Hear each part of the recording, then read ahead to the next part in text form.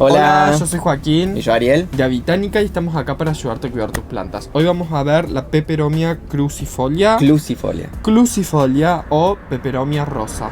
Sí, o Peperomia crucifolia tricolor, lo van a encontrar con cualquiera de esos nombres. Generalmente nosotros le decimos rosa por cómo tiene el rosa en los bordes, pero en realidad tiene 3 colores, es tricolor. Esta planta es de Centroamérica, es una planta de tipo suculenta, pero bueno, es como que no es muy querida por los amantes de las grasas y suculentas, porque justo esta está en flor y la flor es como que no es muy vistosa, a diferencia de la mayoría de cactus y grasas que tienen unas flores muy vistosas. Esta tiene un chili de gato, digamos. Sí, miren, es solamente, espero que esté haciendo foco, ese palito que se ve ahí es toda la flor. Y claro, los coleccionistas de crasas y de cactus les gusta como las flores bien vistosas que tiene. Entonces no le dan mucha bola a esta crasa. Los que sí le damos bola a esta planta es lo que nos gusta más, el tema del follaje. Como tiene una hoja tan linda, de tantos colores, ahí nosotros le damos más bola. Y la tiramos más para lo que son como las plantas de interiores, las que utilizamos para llevar adentro de nuestras casas. Sí, a pesar de que no tiene una gran flor, las hojas, miren lo bonitas que son, con estos bordes rosados que tienen. No, es muy bella, el tallo también es bien rosa, es como una planta bien linda. Bueno, ¿qué no hacer y qué hacer con esta planta? Nada de sol directo, es una planta que necesita tener una buena cantidad de luz. Tenemos testimonios de gente que dice que es una planta que se banca bastante bien la falta de luz brillante. Sí se ve afectado en su crecimiento porque empieza a tirar hojas muy chicas, pero es como que se la banca, no es como que se va a morir. Claro, pero siempre va a tener un mejor crecimiento cuanto más luz le demos, no directa, sino que tenga una buena cantidad de luminosidad. Recordemos que es una crasa, una suculenta.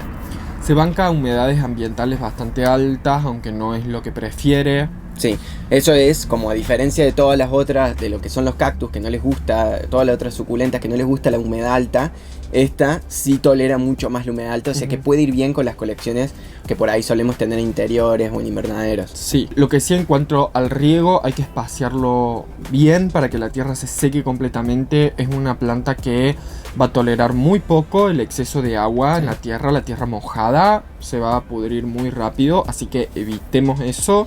Sí, lo van a ver porque les va a empezar se les van a caer las hojas y no van a entender. Esto es porque son uno de los primeros problemas que tienen con esta planta, que se les caen las hojas y no entienden qué es lo que pasa. O aparecen manchas en las hojas, manchas negras suelen aparecer, manchas negras acuosas. Y esto es porque se están pasando el agua. Sí, muy espaciado el riego, cosa que se seque bien el sustrato. No tengan miedo de que esté seco el sustrato, es lo que esta planta necesita. Porque si vemos en su anatomía, esta planta tiene hojas muy carnosas, tallo muy carnoso. Esto nos está indicando que tiene una retención de agua alta. Entonces no necesita tener la tierra todo el tiempo mojado. También prioricemos sustratos bien aireados que drenen muy bien. Sí, porque si está todo compacto va a retener mucho el agua. O sea, ¿de qué nos vamos a alejar cuando preparamos el sustrato de esto? De lo que son retención alta, como la turba, el musgo sphagnum, todo lo que sea que retenga mucha fibra de coco. Es preferible utilizar cosas más... Vermiculita. Exacto, como piedra pometina. No, piedra pometina sí pueden usar. Claro, eso es lo que digo, es preferible que sí usen. Vermiculita no usen porque retiene mucho la humedad. Usen perlita, usen arena, usen piedra pometina. Sí, todo ese otro tipo de cosas. O si van a utilizar vermiculita, la usen en muy poquitas cantidades si la tienen, pero no le pongan mucho como le pondrían de perlita, porque va a retener mucha el agua y va a pudrir las raíces.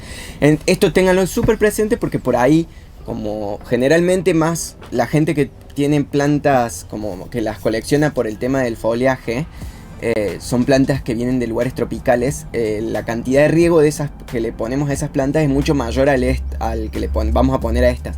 Entonces eso ténganlo presente si generalmente ustedes cultivan o tienen en sus colecciones plantas tropicales, de que no le den la misma frecuencia de riego, que le bajen mucho más el riego. La gran ventaja de esta planta es que es una planta súper fácil de cuidar, te podés olvidarlo un poco.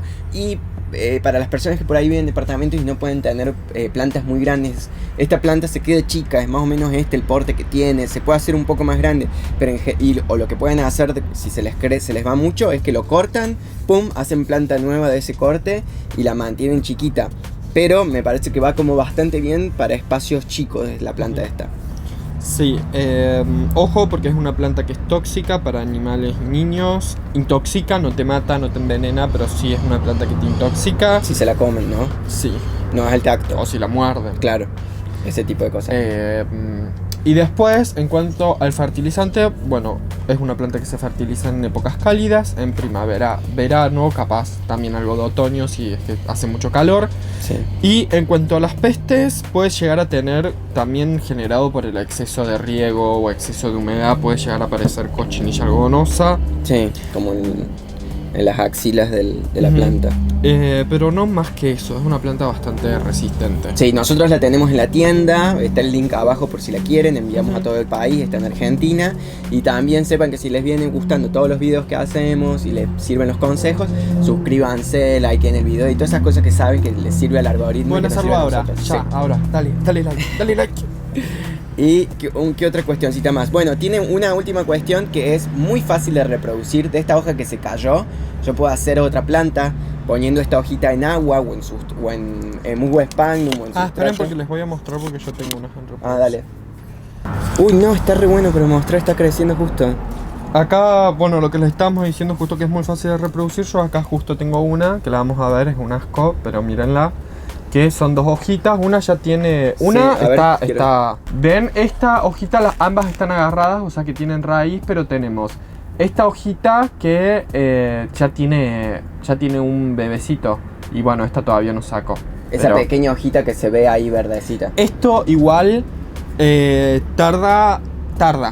Pasa en mucho tiempo. Yo las tengo como hace un año más o menos y esta recién ahora está sacando una hojita. Todo lo que sea esqueje por hoja... Tarda.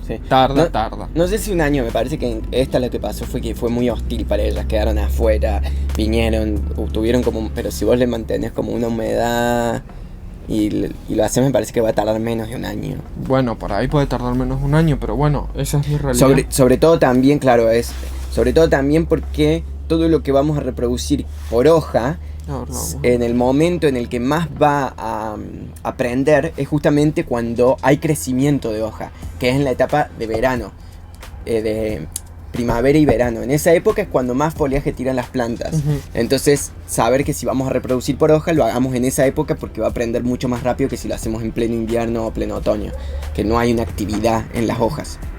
¿Qué más con esta planta? Creo que nada más. Está todo sí, con esta planta. Es súper linda, es como... común le llamaríamos, pero tiene un poder como decorativo bastante alto para mí por la cantidad de colores que maneja la planta. Bueno, esto es todo por esta planta, espero que les haya servido. Y nos vemos la próxima. Bye. Adiós.